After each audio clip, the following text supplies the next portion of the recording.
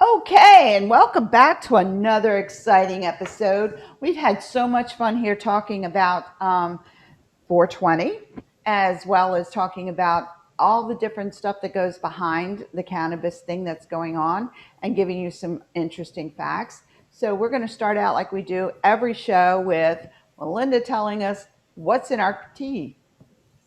Hello. So, just continuing on, we are doing cannabis tea again because why not? We are continuing the conversation on cannabis, so going to continue drinking the cannabis tea.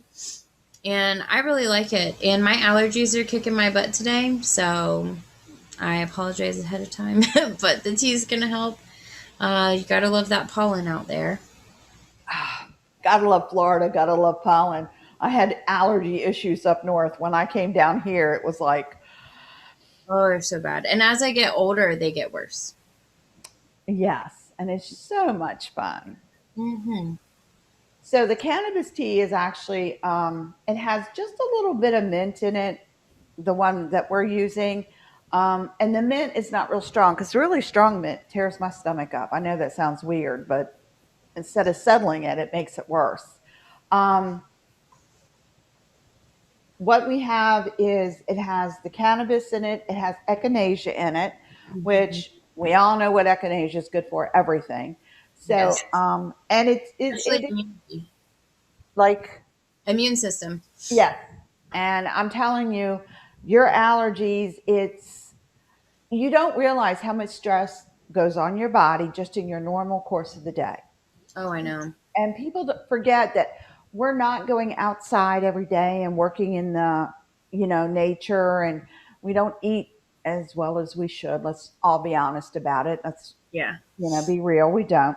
And you don't realize how much stress your body is under, just the little things, not the big heavy things. I'm talking just every day, getting up, going to work, working with the kids, fighting with the kids.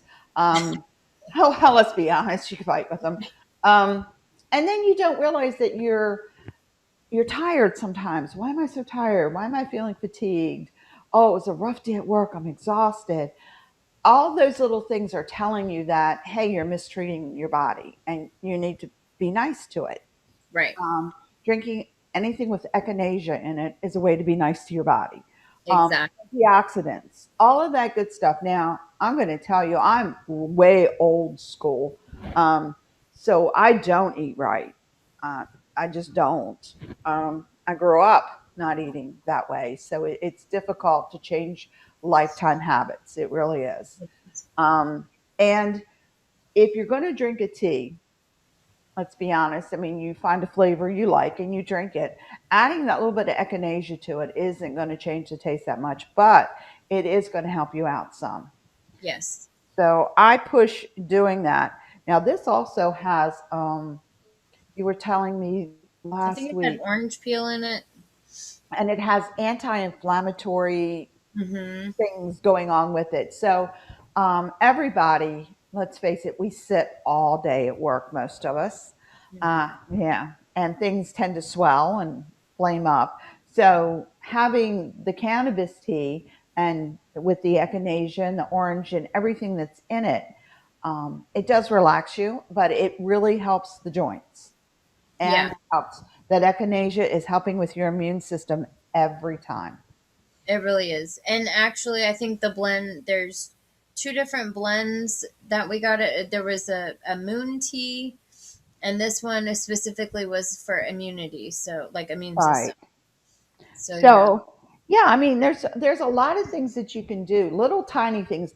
And I always emphasize if you're going to change your life or your lifestyle, when you make those big changes, you never stick with them because they're too dramatic. It's like, oh my God, I changed everything. It's like taking your room and painting it a completely different color. It takes a long time to get used to. Yeah, it does. It does. So if you do the little changes, just the little ones, I now try to get up once an hour while I'm at work, and my watch helps me to get up and walk to the copier and walk back, even if I don't need to walk to the copier. Yeah. Just little silly things like that. I'm learning that I need to make those changes. And drinking tea and drinking a good tea, Hmm. even just tea by itself, is really good because it has all kinds of natural good stuff. And Yeah. tea is distressing just drinking it. So, if you're going to drink it, might as well go whole hog and drink it all, and do what's going to be good for you. But Right. I really try to emphasize little changes. So at night, rather than having a can of soda or something like that, just make yourself, and even if you make it an iced tea, you know, Yeah, exactly. If keep you it. prefer the cold, yeah, and I mean the heat will have some benefits, like if you have a scratchy throat, or obviously a hot tea is going to help more with that than a cold one would. But you can pretty much take any tea and add some ice to it, and you'll still get the benefits. Yeah, and that's true too. So you can still, get the benefits. That's the whole idea, is to get the benefits in you without making this huge, go from an omnivore to a vegan in 2 hours. Doesn't Right. Your Right. body is in shock. It's like, what are you doing to me? Yeah. So I kind of encourage slow, small steps, and it Yes, works better. I So now agree. that we've got this wonderful stuff in, we're going to continue our talk. We're going to talk a little bit about Beltane, but we're going to finish up our talk that we were having on our wonderful friend here, Cannabis. Now, we did the history.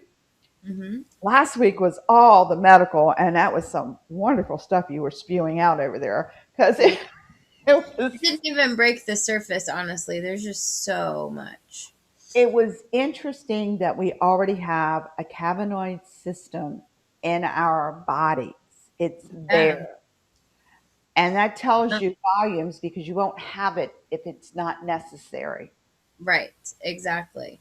Yeah, I thought that was when I remember when I found out about that, and I was like, "What?" Like, that's pretty amazing. Like, we have the CB1 receptors that respond to the cannabis. It's incredible to think about. Um, and I am learning more and more every second that goes by about this stuff. And the medical side of it is super interesting. It's very complex. Um, they have a lot of really good books out now. I was at Barnes and Noble, which is my guilty pleasure, but I had taken my nephews there. I had my nephews last weekend for a couple hours, and their big thing is they like to go to the bookstore. So they're mine, you can tell. Yeah, I was that way.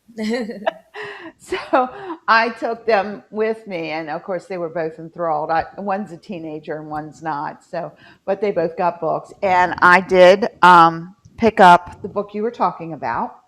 Hmm. Uh, Oh, okay. I picked it up.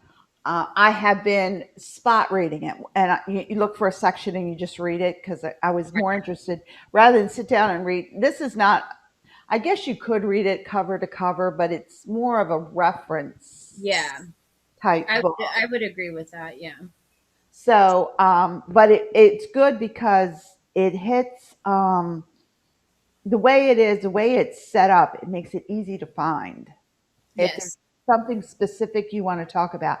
Now, like I have issues with inflammation really bad, and it gives you like charts and then explanations. So, um, I really liked the book. It's good. It's got a lot of information, and some of it, with this kind of stuff, I can only take it in small bites because I have to digest it. So, I'm not. well, I mean, sometimes I can read a textbook all the way through, and then sometimes it's like, no, we just need what we're looking at, and then we're going to Right. go on with it. But they have now an entire shelf just Mm, on different types of cannabis books. wow. Some of them were cookbooks. Some of them were how to distill it. Some of them were how to grow it. Some of them were, I mean, it was a whole conglomeration. And it caught me off guard because I wasn't expecting it. And it was the Barnes and Noble by us changed. They rearranged all their books, which drove me nuts because it took me 20 minutes to find where I wanted to be. But we were in a section where it had a lot of the pagan stuff on the Mhm. walls. We had all this pagan and spirituality. You had your self help, your psychology, and then right there's the cannabis. Nice. I'm gonna have to check mine and see if there's a section there now. They had a whole shelf full, and I mean, it covered everything. So I was very, very interested, and I was very excited because, um, as you know, our state is medical, Mhm. and they just defeated the The THC cap. yes, the THC cap. Oof, we were holding our breath for that one. Yeah, so things are moving. I don't know if they're going to move to us being a recreational state anytime soon, but at least we do have the medical advantage. Yes. Um, and that makes a big difference for a lot of people. And seriously, Florida has most of the retirees. I mean, let's look at where people retire to. They Hmm. either go to Arizona or someplace like that, or Florida are your two really big states. Right. So it makes sense that they would make it legal down here for medical because then that way it actually does help with the older population with everything we've got going on. Glaucoma is usually an older population type thing. Hmm. Um, Cancer is everybody, but as you get older, you tend to get it more. So that's another whole area. So I thought it was really interesting that it is medically down here. And I think it might end up being eventually where it's going to be recreational. Yeah, that would be nice. I see it coming.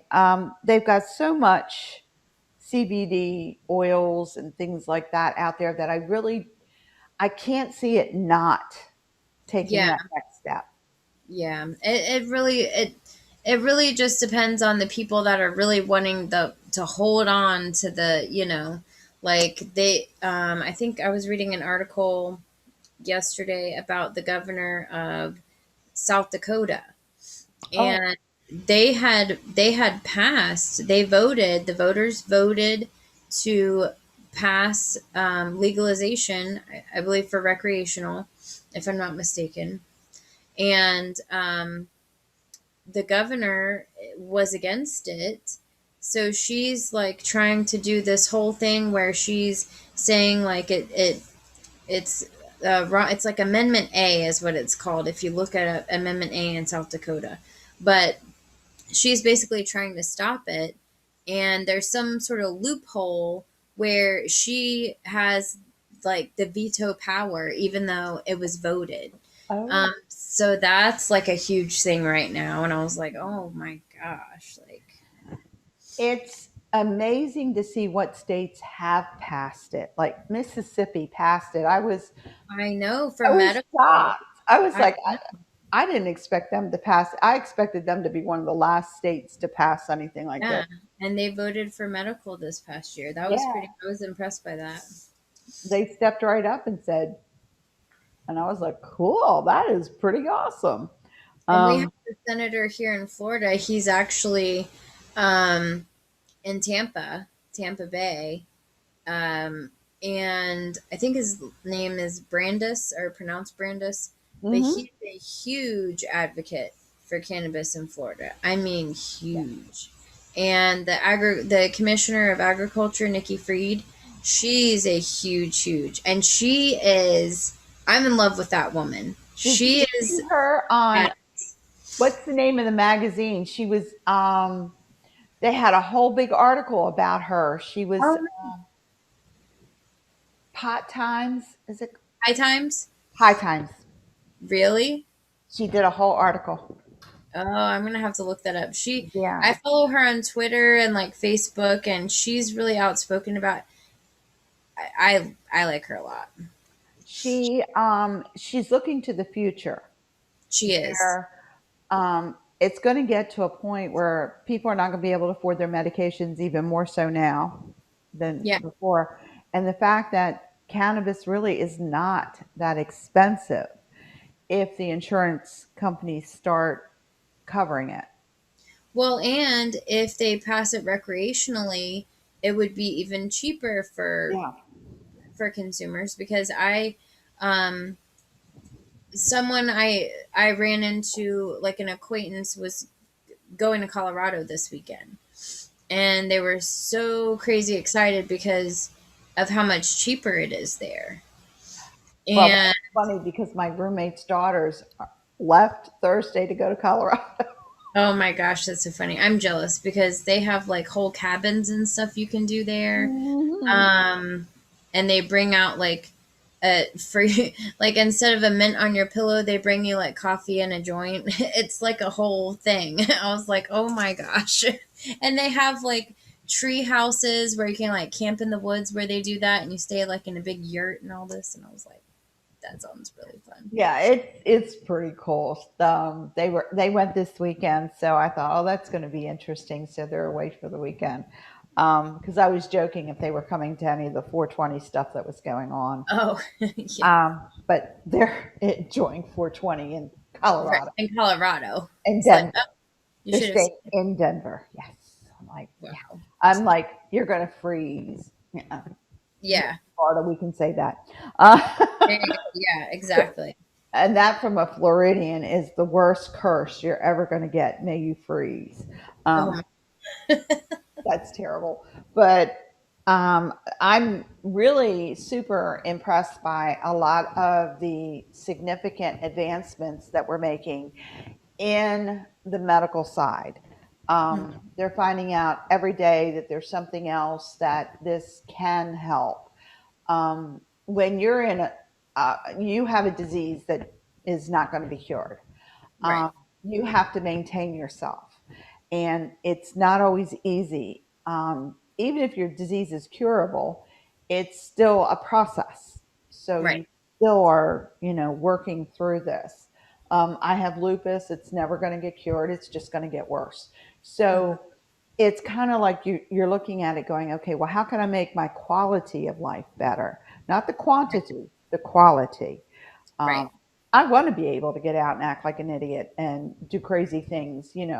I still feel very, very young at heart. The rest of me isn't.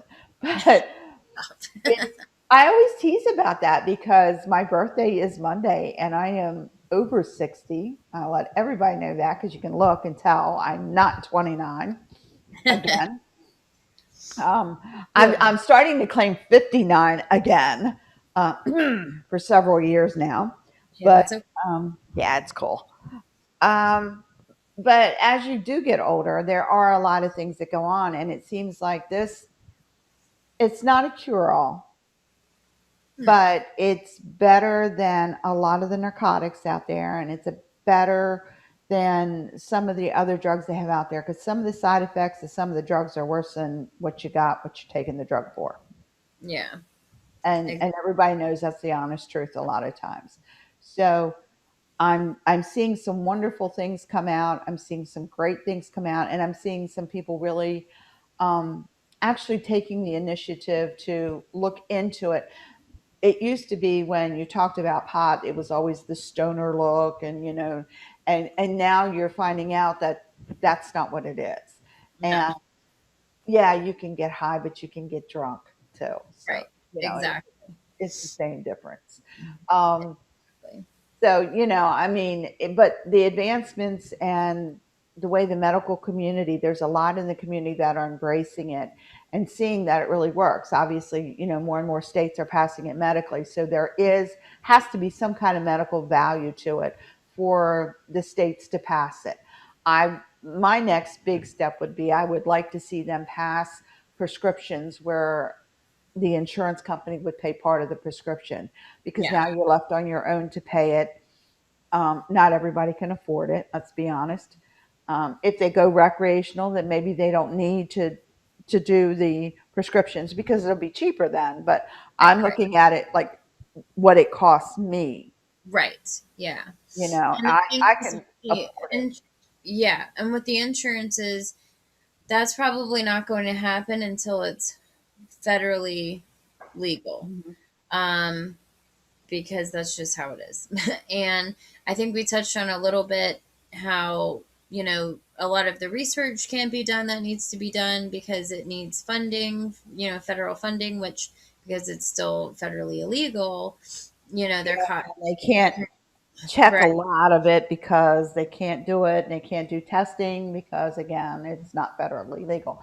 But a lot of the testing they're doing is academic, Yeah. where they know what the chemical properties of this plant are, and then they know what properties it treats. So Hmm. some of it is academic, which makes sense. I mean, that's how a lot of your medications get out there, you Exactly. know. Um, And speaking on that, so Virginia yesterday, even though it was voted, the governor still signed um, I believe, if I'm not mistaken, I've been reading so many articles, they're kind of running together. That Virginia went recreational. They just signed it in on the 21st, and they're the first southern state to pass recreational. Recreation. And then someone commented and said, "On the 21st, really? You had a missed opportunity. You should have signed it on the 20th." Bro, I was just going to say they screwed that one up, didn't they? Okay. Well, the thing is, I guess it was already voted, but he still wanted to do the whole big ceremony of having the big bill in front of him and signing it and people clapping. So it was still a thing, but it's Yeah, but it would like, have been a better thing if he would I just. know. And that's why they're like, wow, missed opportunity, buddy. Like, you should have done it one day sooner. It would have made it all that much more better. It would have made it very sweet. It really Yeah. would have. But okay, I get it. But like I said, they're starting to come around, and we're going to see how well it happens. But as we're learning about this, now we're into the best part. We're going to talk about the magical. Yes. Um, and as soon as you say that, you get everybody doing the whole like, oh, cool. We're not going to talk about the magical is not a stoner. Okay.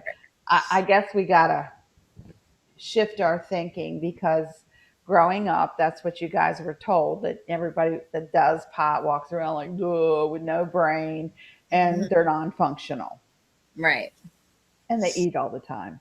And they lose, if you lose your brain cells, that's why they're, ugh. Yeah. Try drinking. And they've proven that does kill brain cells. So Right. no question about that. Um, we have a wonderful book out that I've enjoyed. I've already started tearing pages. I'm really bad with books when I read. I'm rough on a book, so when I've read it, everybody can tell because it's all beat up. Um, Mhm. this is Phil Farber's. Yep. Oh, look at yours. Look at this. Got all these tabs. I don't have. I use wire ties actually. Oh, there you go. Hey, that's okay. Oh, so bad, but I had it at my desk. But it's an interesting book. Again, kind of like a reference book because you can look and go to the different sections and Yes. read it and you're not going to lose anything by doing that, rather than sitting in, some books you have to do cover to cover because it builds on itself. Right. A lot of these reference types books are single chapters that you can look at that chapter and read it and go, I got that. This and I will be honest with you, this was an easier read for me. That's a little harder read for me because I guess it's more It's more into like the chemistry and the biology. It's very scientific. right. And A this, lot of acronyms and oh gosh, yeah, the alphabet soup. yeah, exactly. I thought I was reading a government manual for a minute. It's true. It is. It's a little tougher read, but it's giving you, um, how can I say, it gives you the basis that if you want to talk to somebody on a higher intellectual level, you can actually talk it because she breaks it down so you can understand it.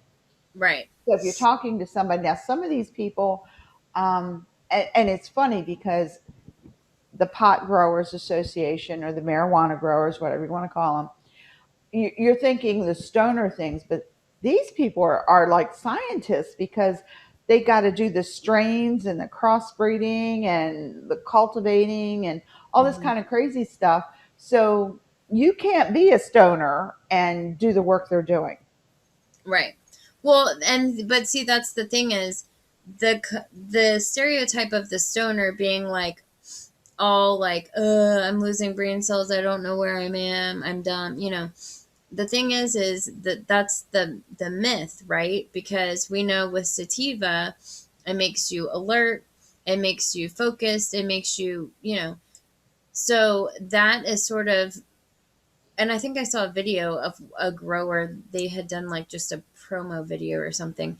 But I mean, they're high all the time, but they're productive. They're getting their work done. They're not stupid. They're not, you know what I mean? They're not like incoherent. They don't not know what they're doing. I've The kind of equated that to when you think of somebody who drinks a beer, mhm, they're not drunk all the time. right, A lot of us will come in and grab a beer and down a beer, like, okay. right, So, and we still function, hmm, we are still able to do what we need to do. So I think it's kind of along that line. We've got to get rid of some of the stereotyping that we have because these guys, oh my gosh, they got to have all kinds of degrees because they got to know how to plant, how to grow, how to cross cultivate, how to keep oh, it. I mean, you how don't dig to a hole. harvest, Yeah, you don't dig a hole, shove it in, and watch it grow. It does not work like that. right.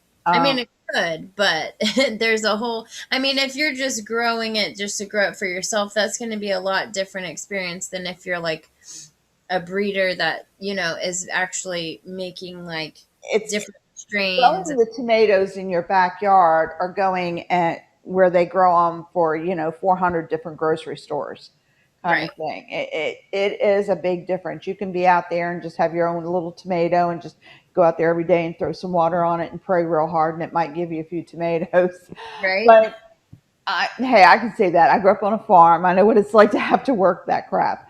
But yeah, when you're doing it on a large scale like that, you have to be in complete control. It's like any business. yeah, So these guys are not, they're using the product like if you were making wine, you're going to drink the wine. You've got to taste it. You've got to check. I used to make wine.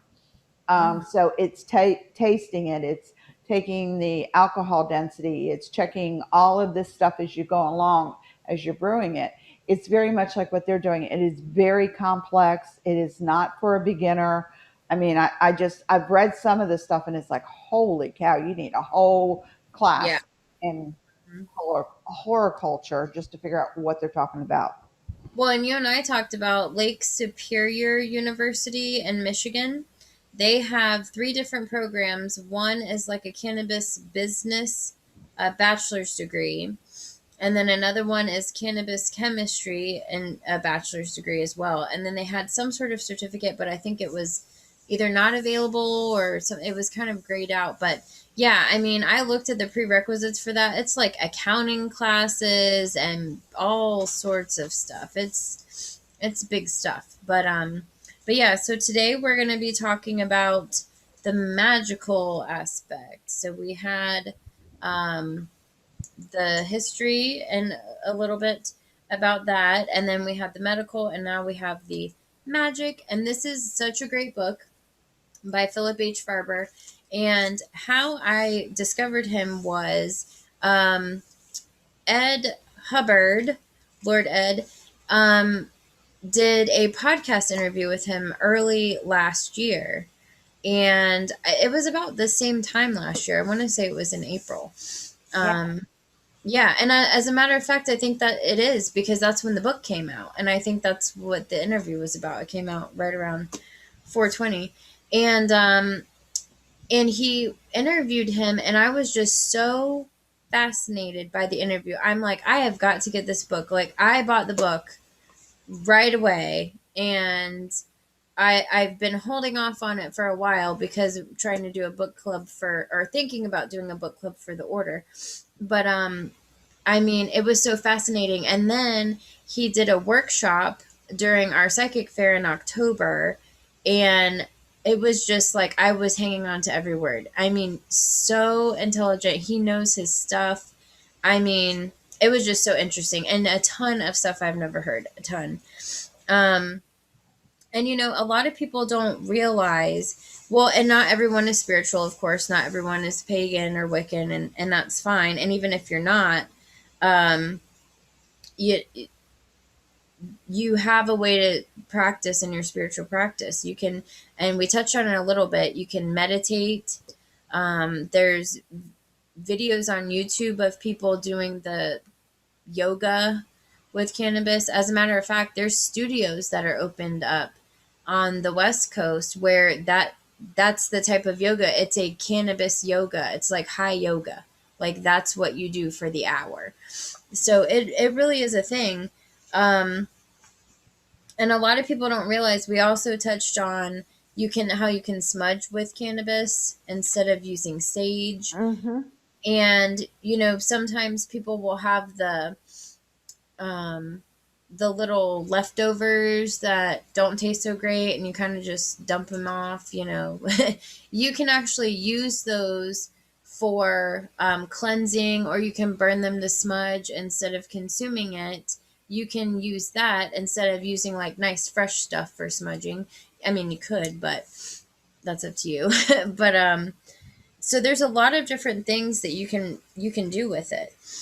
And I wanted to talk a little bit. So this is such a great book because it's not just about magic, but he also breaks down the different forms and the uses. So he does go into some history and goes more into about the complexity. He talks about the endocannabinoid system. It's just not as in depth because he goes over so much.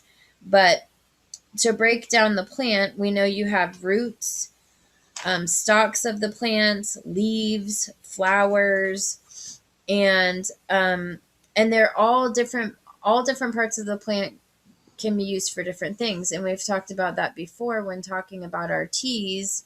You can use a root and a leaf, but not necessarily the flower, or vice versa, or you can use all of them. Depending on what you're doing. So, and there's little tidbits about each part of the plant, so I wanted to share that. But the roots used in folk medicine, we talked a little bit last week about treating inflammation, headaches, also difficult childbirth, and a health tonic. And they would prepare by soaking the dried roots in either water or alcohol to create the medicinal decoctions.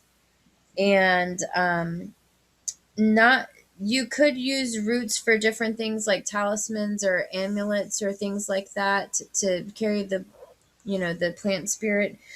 But the stalks is what you would use for like the hemp to make the rope and the textiles and things like that.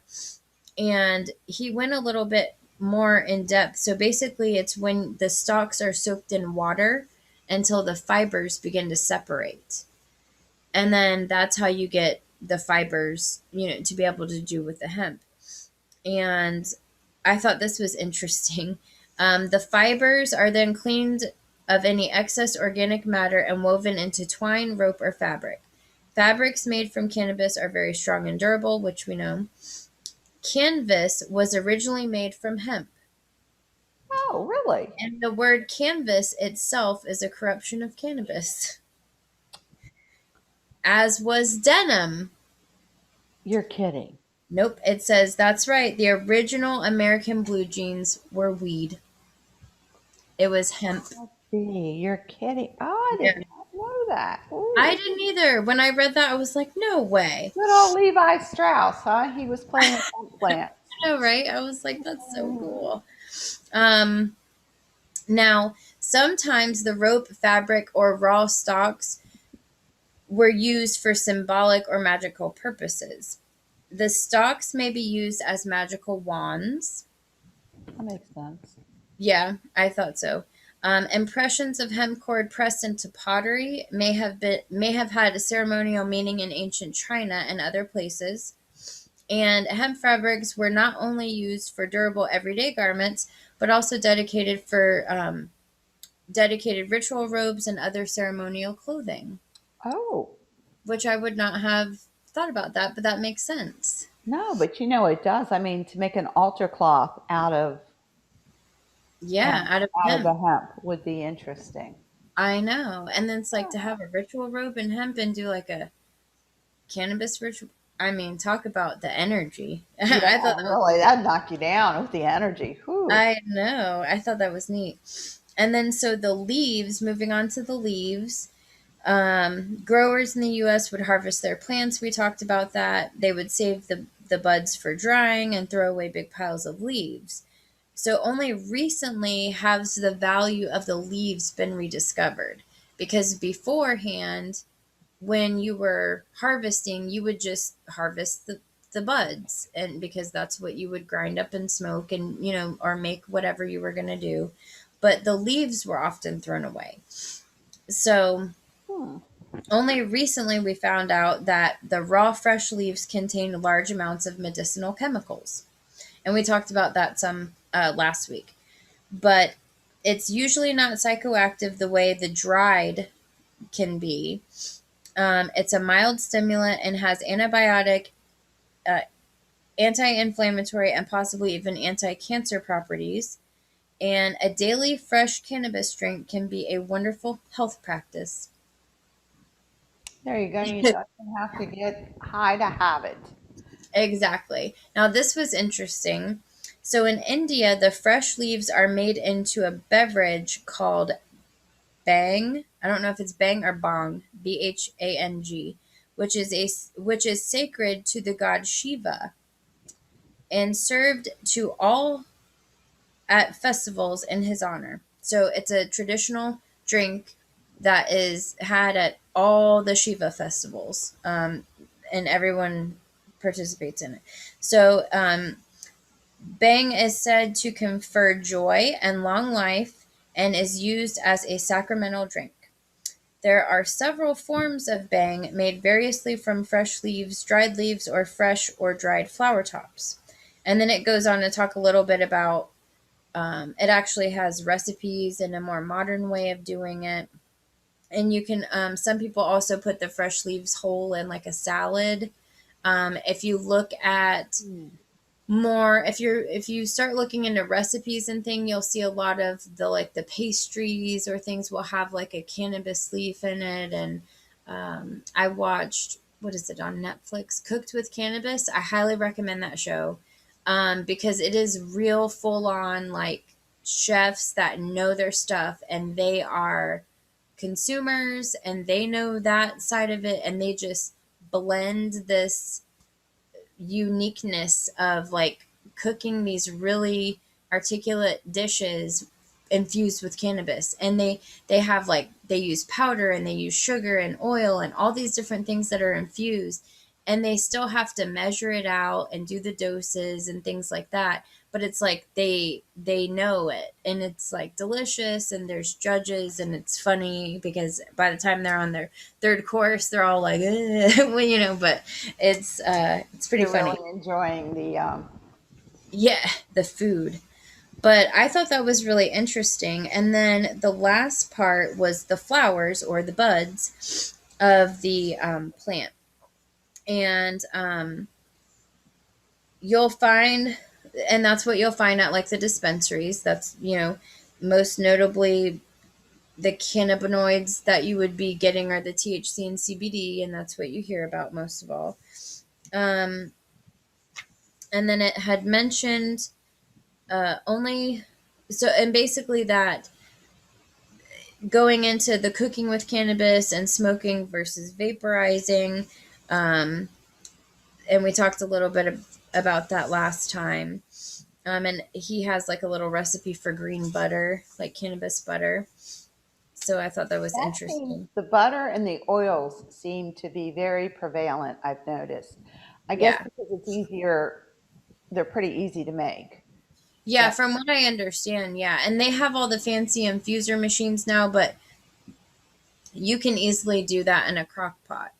And I haven't yet, but I'm going to very soon because I need to experiment and figure that side of it out. Um, But and now that's something I do want to get across to other people. You do not have to smoke it. If you're a non-smoker like me, I've never smoked in my life.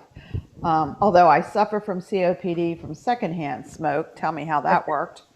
Um, but you can intake it through a lot of different things, through cookies and candies and concentrates and in your drinks, rather than having to smoke the actual drug itself. If you're not a smoker, right, exactly. That's a very good point.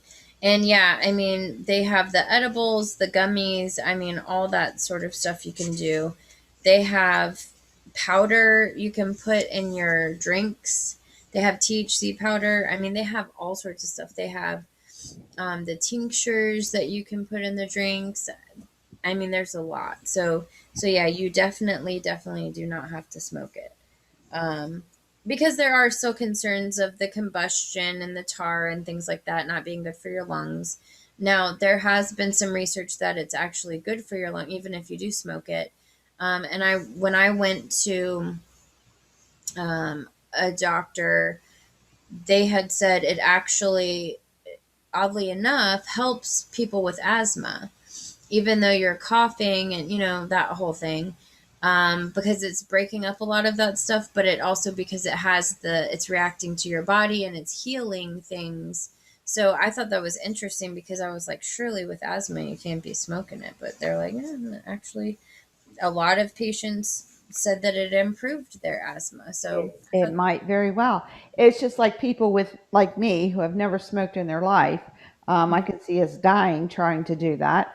Um, yeah, because let's face it, I have never done it, so I don't know what I'm doing, kind of thing. right, And if you do feel uncomfortable doing it, because you've never done it before, it probably is better if you look at the edibles or the powders and tinctures and stuff. So it's not, you're not regulated to having to go in and smoke a joint. You right, can take it many different ways.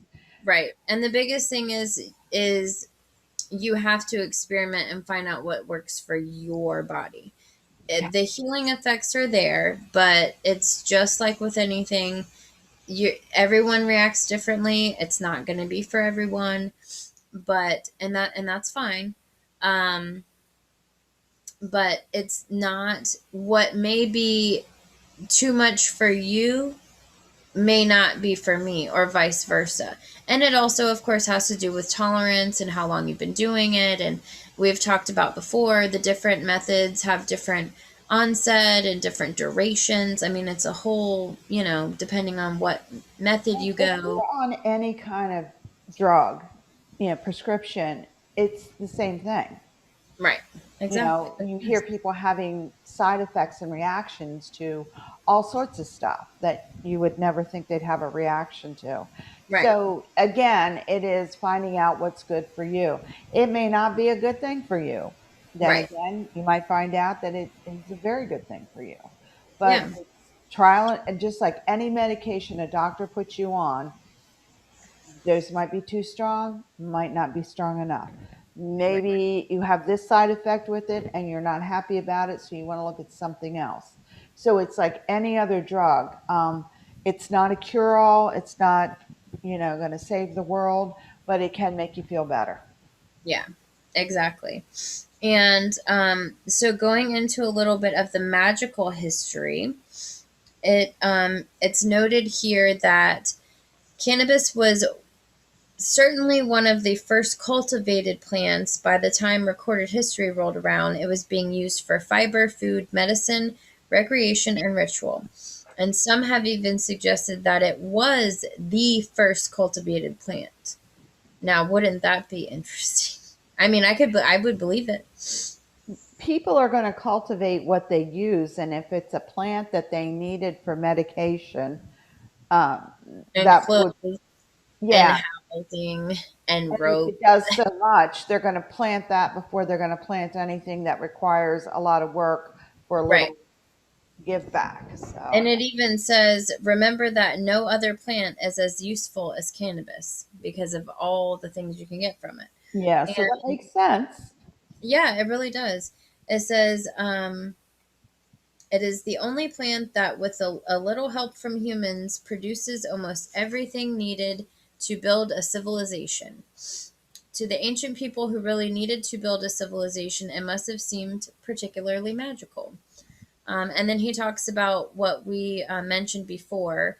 The first pharmacopoeia was in 2737 BC from the Red Emperor of China, Shennong, and he was giving an honored place to cannabis. And not only did he recommend it medicinally for a variety of ailments, but also as the principal ingredient in an elixir of immortality. The fountain of youth. Yeah. So the elixir had the power to transform a mortal into a transcendent being.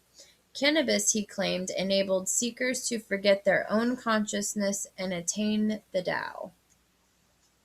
So Wow. I thought that was interesting. And it said cannabis remained a medical necessity in China for hundreds, if not thousands of years. With the advent of Confucianism, magical and spiritual use waned. However, Confucianism's alternative, Taoism, continued and even deepened its relationship with the plant.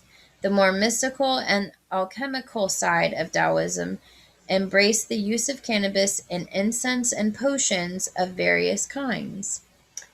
The ancient Taoists celebrated 8 major deities, or immortals, and one of them was Magu, which is usually translated as hemp maid or auntie hemp, which I thought was funny.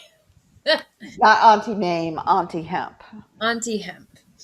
And she embodied the spirit of the cannabis plant and presided over the slopes of Taishan Mountain in the hemp-producing region of Shandong, which of Shandong. Pilgrims would travel to Taishan Mountain and toss hemp seed from the heights, which was a ritual action intended to bring health and longevity. So it was actually a ritual to drop hemp seeds from above, um, for health and longevity. Some of the many legends about Magu may be based on actual women whose exploits were rolled into one centric deity. Now, I thought this was interesting. Magu is always represented as an 18-year-old woman, although her real age is infinite. She is known as Immortal Zhu Mao, Infinite Harmony. In Vietnam, images of Magu adorn restaurant plates to this day, accompanied by the saying Magu Xin Shao, which translates as hemp made offers longevity. So I thought that was really cool. And if you think about it, I mean, we joked about, Willie Nelson and Tommy Chong and how they're up there and they're big, huge pot smokers, but it makes you think. I mean, if it's healing you, and I believe Tommy Chong even used it to treat his cancer. He had cancer Yes. back in the day. That And he used, he actually started using it because of the nausea. yeah, yep. And because I listened to an interview of his and he was talking about that. So I thought that was interesting. Um, Another thing that I thought was neat was one recent finding, and I skipped ahead here, but one recent finding of a Caucasian mummy over 27,000 years old and found in the Gobi Desert yielded nearly 2 pounds of cannabis tops in good enough condition to see that it was once a primo herb. And the shaman's gear buried along with the mummy suggests that the ancient ganja was for healing or spiritual purposes. So, And 2 pounds. Let's see, what's the jail sentence on 2 pounds? right? That's another thing we got to work on. Um, so, one of the heirs to the Aryan traditions, which are the fair skinned, blue eyed, Yes, those Aryans, but not the Nazis, so we're not going there. Different things.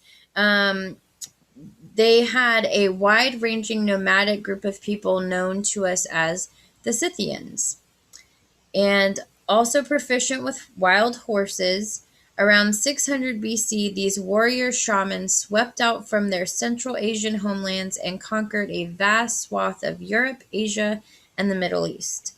Along with their horsemanship, the prowess in battle, the Scythians were known for wearing tall, conical hats, sometimes covered with mystical symbols, which reminds me of a wizard. I was just going to say, I have this vision of a wizard on a horse now. And they were frequently covered in tattoos. Their culture was based heavily on the use of cannabis for food, fiber, medicine, and religion. The Scythians had no written language, but left behind a variety of intricately created art objects that tell stories through pictograms. Ooh. I thought that was really neat. Yeah, they were way ahead of their time. Yeah, and then it says, not surprisingly, their principal deity was Tabidi, a goddess of fire, cannabis, and horses. Right there, you got it all. That's the grand slam for them. Yeah, exactly. They're like, yes, this is what we need. And in 450 BC, the Greek writer Herodotus described a Scythian funeral rite in which mourners gathered in a small tent. A bronze cauldron was filled with cannabis and heated. The tent would fill with cannabis vapor, and the participants would cry out in ecstasy. Archaeological finds have confirmed the use of cauldron vaporizers, some of them weighing up to 75 pounds and still containing residue of the Scythian ganja. So Wow. it is being found in archaeological sites. It's being found in these mummies. It's pretty amazing to think about. I mean, when you think it was probably, suggested that it's the first plant. It's pretty amazing that it's illegal now. It really is. It really is. It blows your mind when you stop and look at that. It really Yeah, does. it is. And, you know, I mean, what can you do? And I thought this was kind of interesting too.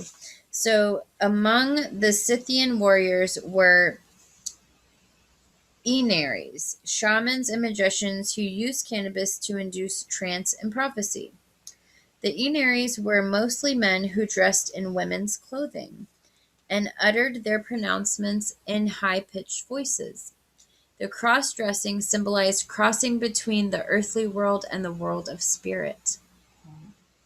I thought that was interesting. I'm I like, thought they were going to say the dual, yeah, night day kind of thing, yin and yeah, yang. that's what I thought too.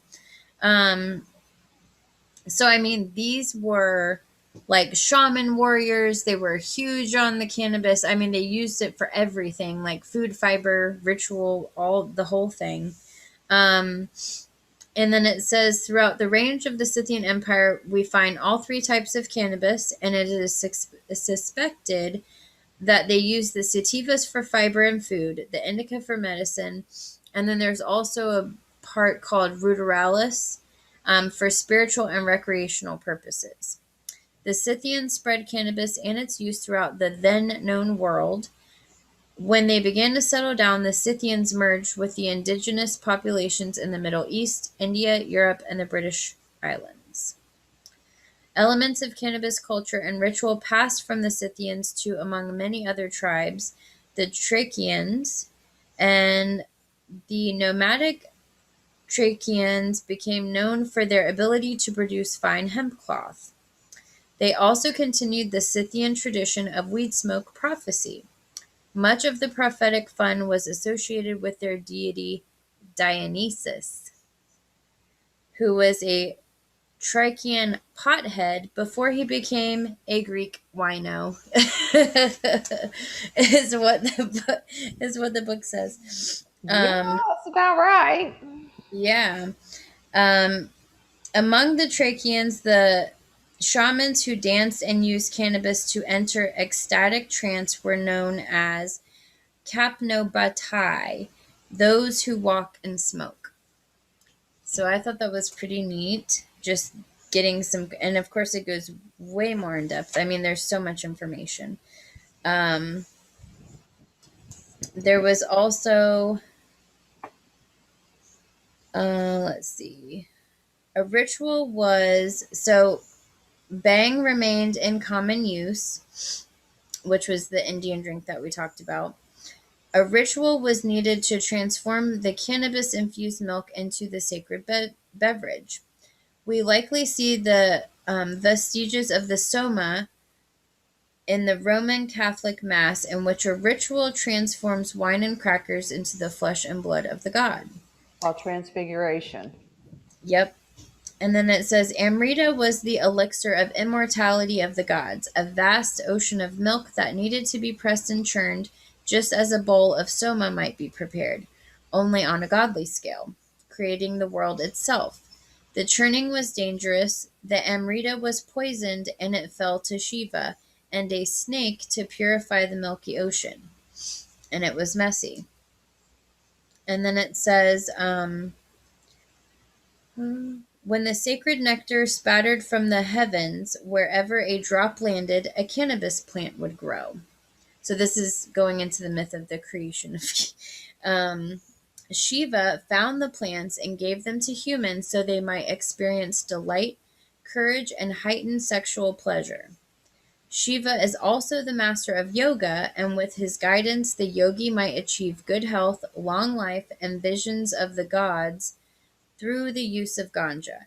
Even today, dreadlock sadhus consecrate their smoke to Shiva as a meditation practice, and bowls of bhang are churned and purified in Shiva's honor.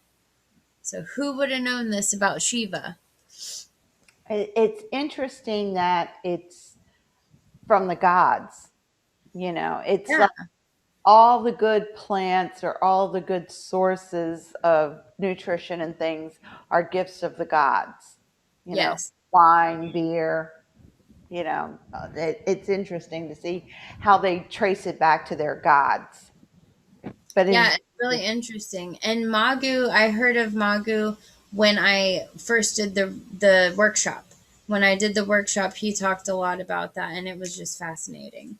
And Jason said, "Oh, that should be your patron deity for your order." And I was like, "Ooh, you might be onto something." ooh, now we have a I, deity. I know. I Uh, like the book as I was looking through it for a lot of the little things that he tells you. yeah, it's really interesting. He has like so many nuggets of information. Um, it's And pretty it good. explains a lot of things. They did a thing on ancestors, and lustration of the ancestors is coming up, so that kind of fits right in with everything we're talking about. But it's little things like now they're understanding from our ancestors, okay, that you inherit eye color, hair color, body build, so many different things. But there's always been a thought: do we inherit genetically some of our traits ethically? Like Right, if you are an ethnic group, do some of those, I don't know, like dreams or some of the things that happen, are they handed down through your genetics? There has been a lot of thought that our DNA records everything we do, kind of like our brain records everything, even though we can't bring it back, it's in there somewhere. right, That maybe we also retain some of our ancient ancestors' inherited um, different types of things of what happened to them, if there were traumas and things like that. Like they know that in a family, two and three generations can experience trauma from the first generation. right. It's kind of like because the person acted that way, their children act that way, and then their children act that way. So it becomes genetically implanted. Everybody does it. So there's been a big talk about that. And it's fascinating because when you start looking back at cultures where they started and how they actually began, and like the Scythians and people like that, some of the cultures that are no longer around, are we carrying some of their genetic traits? Yeah, it's interesting to think about for sure. Because you think about the lineage and, ancestry that you may not have a clue about. And that's, I found it fascinating. Now we do know that genetically, if you are of one ethnic group, usually you find your partner of that same ethnic group because that's what appeals to you. And they're not sure if it's genetically that's why you like it, or if it's just because everybody, you grow up thinking that's somebody beautiful. Like if it's social, right? Right. If The it's nature versus nurture thing. right, and they've talked about that because, like, if you are of one culture, you tend to marry in that culture, and you find something in that culture that epitomizes the perfect girl or man. Right. And is it the culture that does it, or is it the genetics Mm, that causes you to like that person?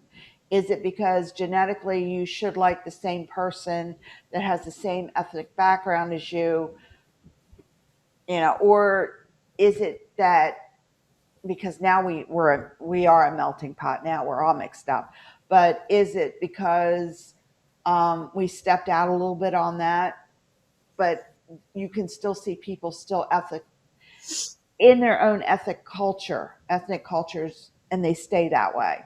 right. So Well, and it you have like the traditional, the arranged marriages still and see right. like that in certain places. So yeah. So he talks about the ancestors, and when you start talking about ancestors, um, we're not talking grandma and grandpa. We're talking great, great, great, great, great, great. We're going way back. Right. Um, and there's a lot of ancestors around, and you have a lot that you don't know about because I'm sure there's some that you don't even know their names. But he says in here, and I really liked it because he's like, you may have inherited physical traits, eye color, size. You also might pass along habits and experiences. And that's what they're saying about our DNA. Is it recording experiences? Or is Interesting. it just recording chemical reactions? Right. There's been a whole school of thought on that one. And it was interesting because he says, while some of the studies only addressed fear, and fear is something that they're saying is what it's called an epigenetic, and it's because it's in us and how we react to it. And Mhm. do we react genetically, or do we react from the spontaneity of it happening at that second? And they said there's certain, and they've proven it, there are certain shapes that make us pull back even Mm, if we're not cognizantly aware of a lion. If you right. show a lion to an African, they draw back because it's a symbol of fear and strength. So, you know, is that because that's what they've been taught, or are they genetically from ancestors afraid of that because of an experience? Mm, yeah. The lions used to come and eat them, lunch. Um, But they're saying that while some of the studies only address fear, they're starting to look at successive generations as phobias. It's certainly possible that other complex behaviors are transmitted as well. So when you look at this psychologically, even with medicine, how does your genetic background mix with the medication they're giving you? Yeah. Exactly. And we know that cannabis has been out there since, oh my goodness, too long. Right. But a lot of these new drugs that we're taking haven't. So I'm wondering, there's genetic differences in different ethnic groups.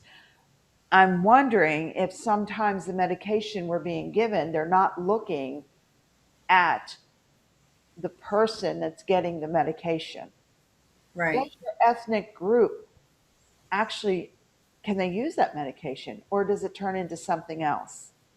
Yeah. And I think that's why they mainly look at maybe not as open as like a group of people as much as like why they ask about family history and things like that.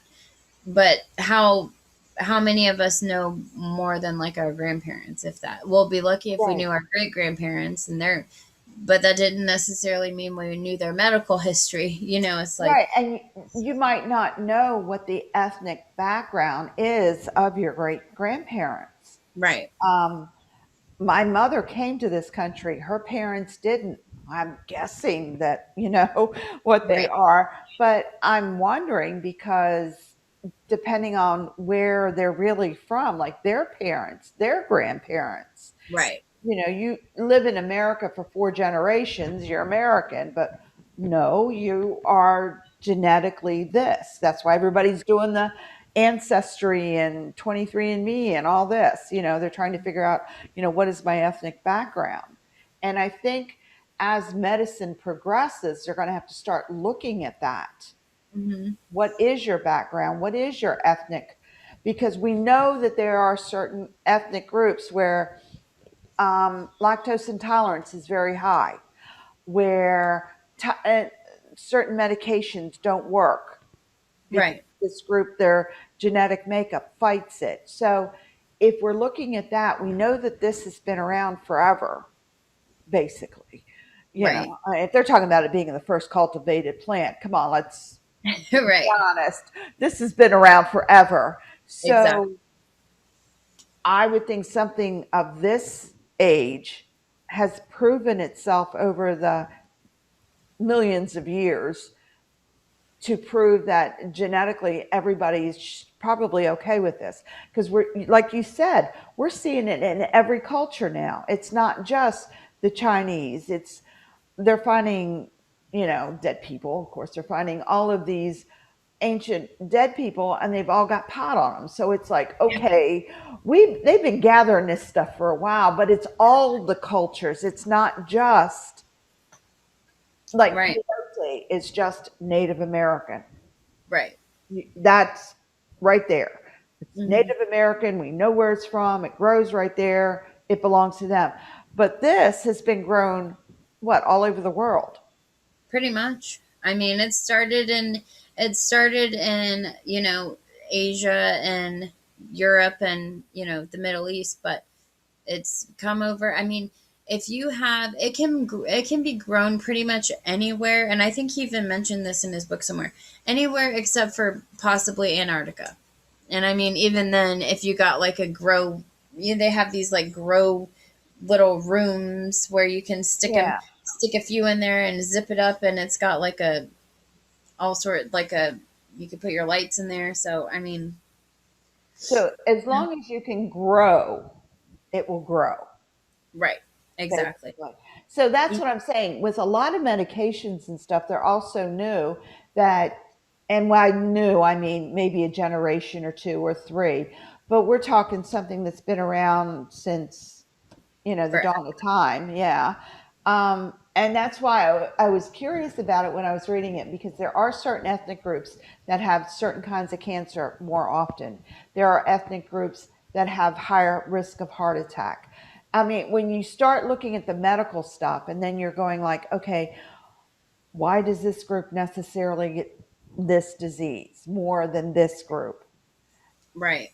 And then when you start looking at then that tells you then your drugs have to be more specifically designed or made for that ethnic group. Yeah, exactly. That's a good point. And I wanted to touch on a couple more modern ways that you can incorporate cannabis in your spiritual practice, and then we can move on to more about Beltane. The so you can do a ritual, and he has something in his book called the Natural Ganja Ritual, and it says, in general, cannabis seems to have an affinity for ritual and it tends to promote natural ritual behaviors, even in those who don't intentionally practice magic. It's not surprising to find that naturally evolving cannabis rituals reflect the cultural milieu. I don't know what that is. Sorry. In which the ritual takes place with overall patterns that frequently parallel the consciously directed ritualizing of the magic. In other words, the rituals are pretty similar whether we decide that we are doing magic ritual or just getting high with friends. So what he's saying is you don't have to necessarily intentionally do a ritual. It can be done all on its own without you even thinking about it. And he breaks down the ritual into different sections. The first being intent, and saying that, obviously ritual usually begins with an intent. And in a typical North American cannabis session, the idea is often enhancement of another activity. So the intent stated at the outset is often something in the order of, let's get high and create art, watch the sunset, play a game, sing a song, write a book. And then, of course, the participants are decided. The setting is frequently improvised. You can find a safe place free from distractions or interruptions from non-participants. And sorry, guys, my allergies are bothering me. And then the tools you can use. So in places where cannabis and tobacco are not generally mixed together, cannabis smoking implements are often never used to smoke anything else. The design of cannabis pipes and rolling papers is frequently different from those used for tobacco. So he was just saying you could use consecrated different tools like different pipes and things like that. You would just use for ritual or just for cannabis, not necessarily for ritual. Although it would be kind of cool to have a designated pipe that you use just for ritual and not for not for fun. Not for fun. Kind of like we have our chalices that we use Right. just for ritual. Exactly. Another interesting thing was that we talked about doing yoga, and there's something that he talks about called the Yogic Toke. And it's basically the same thing as a yogic breath, except you're inhaling cannabis smoke or vapor when you do it. So you're going to keep it gentle and know your technique and material ahead of time to avoid coughing. And by material, he means what you're smoking and how strong it is and things like that. Repeat it until you have achieved your desired state. Note how this may change the quality of the high or other aspects of the experience. And he goes in to talk about pranayama breathing, yogic breath. He goes into more detail, which is really good. And a couple other ways you can do basic chakra activation, which I thought was interesting. Chakras and smoke activation. So you can take a large inhalation of smoke or vapor before chanting each chakra, imagining the smoke flowing through the chakra. So you know how a lot of times we'll do the ball of white light going through each chakra and cleansing. Well, you can envision, instead of the ball of white light, you can envision the white smoke, or envision it in a different way while you're consuming. And then you can chant the appropriate sound at least 3 times before moving on to the next chakra. Notice how Notice how this may change the experience of the chakra meditation, and how the chakra meditation can change the experience of getting high. And what he means by the chanting of the appropriate chakra sound is they all have different mantras associated with them, if you haven't seen that before. So the chakra at the very base of the spine is red, and that's the root chakra. And the mantra is lamb. A few inches above that, the chakra is orange, and the sound is vam. The solar plexus is yellow and ram. The heart chakra in the center of the chest is green, and the sound is yam. The throat chakra is blue, and the mantra is ham. Above that, the third eye chakra is indigo, and the sound is om. The crown chakra just above the head is violet and is observed in silence. So you can chant all 3 of those and envision the smoke. There's also an exercise where you can work with a partner to clear the chakras, which I thought was interesting. Um, and then it had a section on divination, which I thought was really neat. I found that fascinating because divination is where we're anyway pulling psychic energy and trying to build up, Right. release the stress and all the grief that's going on during the day in order to be able to get the psychic divination to come through. So I find it really fascinating that he's actually talking on divination. Yeah, and you can basically, what he goes in to say is basically you can consume and do things, before you start scrying, and you can choose different mediums for that. He also talks about, the wake and bake method, which we've all kind of heard about that being a thing. Um, there's different group charging that he does, talks about, and there's a whole big ritual about planting and different things you can do for the soil. And the other thing that I found was writing sigils on your papers, like on your rolling papers before you smoke. So if you had an intention, you can get, and you want to use pencil or, something not lead and non toxic, of course. But you can draw little sigils on your papers and think about that while you're consuming.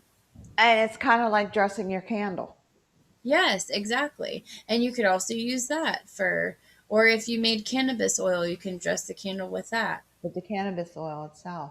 So, I mean, there's So much. multiple ways Yes. of using it in ritual. And he was very clear about how to do a lot of the rituals are actually written in there.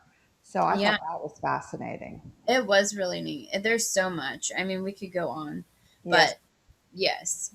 But I want to hear more about Beltane. But first, we're going to do a quick commercial.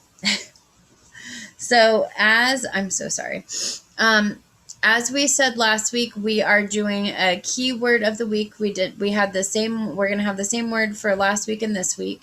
And on May 2nd, we're doing a short little show after lustration ritual. And that will be the last time that we say the word.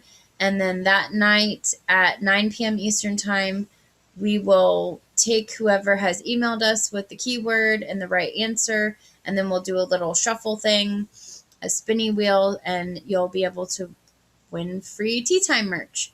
So the keyword is Hursini, Hursini. The only thing is required to enter is just that you go to our YouTube channel, Tea Time with Mother and Crone, and you subscribe, and you just email teatimemc@gmail.com with your correct answer for a chance to win.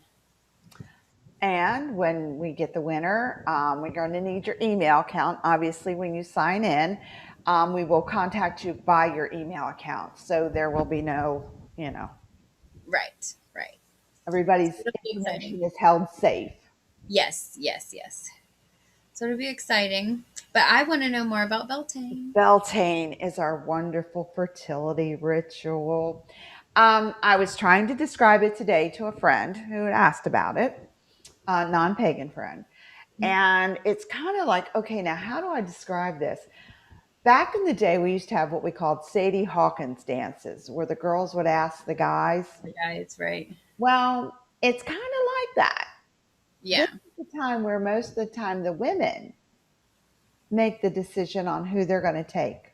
Mm-hmm. And it was done, you have to remember at one time we women were like equal with men, not like today, Right. where we make less.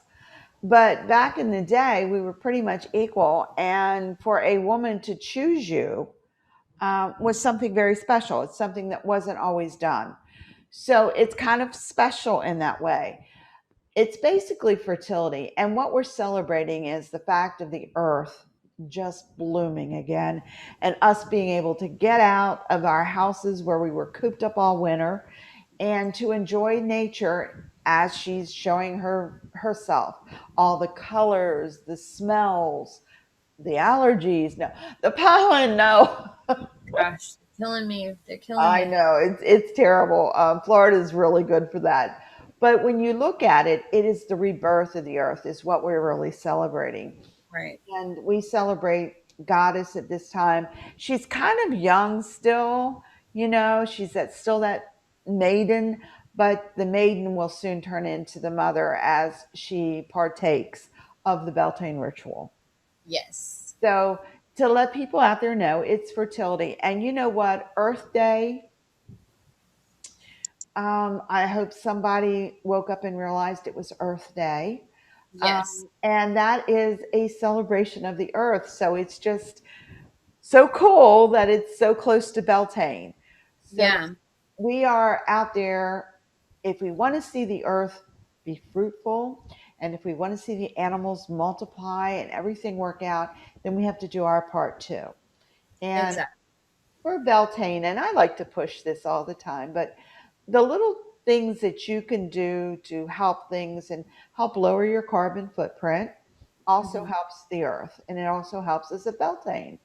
Um, a lot of pagans have those extra bags in their car when they go grocery shopping. We take our own bags. That cuts out the plastic.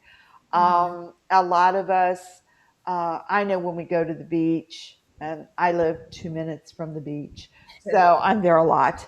Our beach actually has cartons, little like baskets Oh, cool. like they have at the grocery stores, and you can take it, go along the beach, collect it, fill it up, take pictures of it, send it to the St. Pete Times, and they publish them.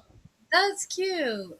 So it's a way to get you to pick up after yourself. Isn't that a shame we have to treat Oh, you I that know. way? But little things that you do. And I wanted to take this chance to get Beltane out there like it really should be. It's about fertility. Yes, it's about living. It's about renewing.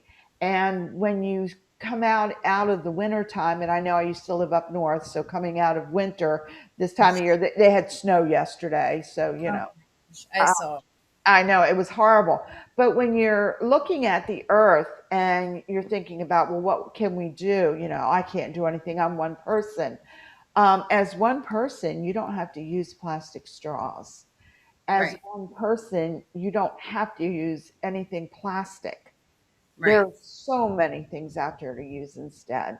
Yes. Um, And yeah, and I'll never forget. I saw a video one time of these fishermen out in the ocean, and they caught a sea turtle up on the boat, and it had stuck in its nose this skinny like Capri Sun straw with like the pointy end, but it had eroded into his nostril.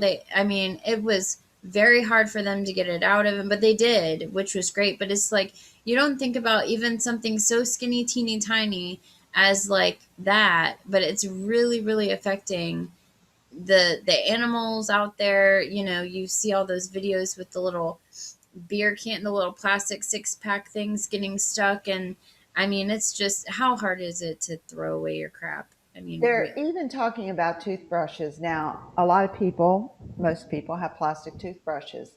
Hmm. They're actually working to get bamboo handles and kind of like bamboo brushes to even cut down on that.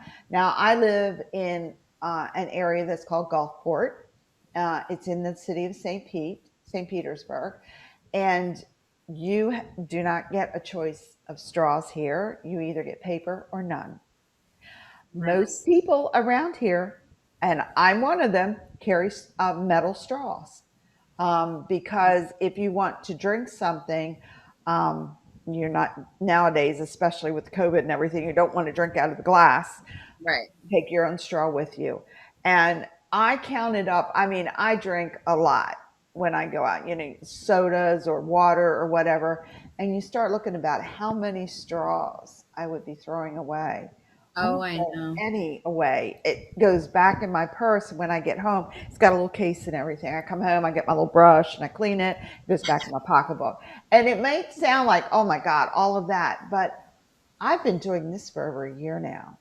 Yeah. I don't have straws. And it's like I said, little steps. Do a little bit here and a little bit here, and you'd be surprised. Just that, just carrying my lunch in my lunch bag, um, trying not to use the Ziploc bags, trying Mm. to instead use, reusable containers, and trying to Right. get away from plastic containers, Yeah. using glass or They metal. have yeah, and they also have now the like the not styrofoam, but the like the egg carton, like Yeah, cardboard type of that they're making with the boxes.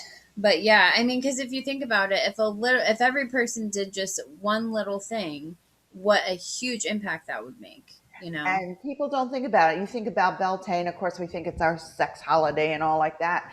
But let's break it down to what it really is. It's a rebirth, and the earth is rebirthing. So let's kind of look at ourselves and rebirth. Let's start Yeah, something new, and let's try to be a little bit easier on Mother Nature because she's having some tough time right now. yeah, for sure. That's all I have on Beltane. Well, it was a great series, and next week we will have something for you. Like we said, it's just going to be a short one as we get ready for lustration. So we're excited about that. That's going to be a little bit different. We're not going to give too much away about that one, but we are excited. And please don't forget to go to our YouTube channel, Tea Time with Mother and Crone, and subscribe. Click the little bell so you can get notifications when we go live. And if you're a subscriber, we're doing a new thing now where you get to see us live while we're recording. So you get like a sneak peek of a few days before it goes out on Sundays, which is cool. And if you have any questions, you can always message the Facebook page or again, teatimemc@gmail.com. And Pam also has her virtual circle that she does. That's coming up. You're doing a Beltane ritual. So that's going to be exciting.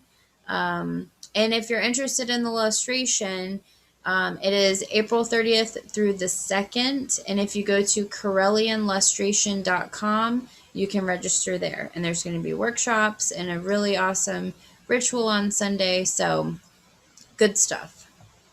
All right. Well, we're done another show. So I guess we're going to see you guys next week. Yes, we will. Thank you again. Bye.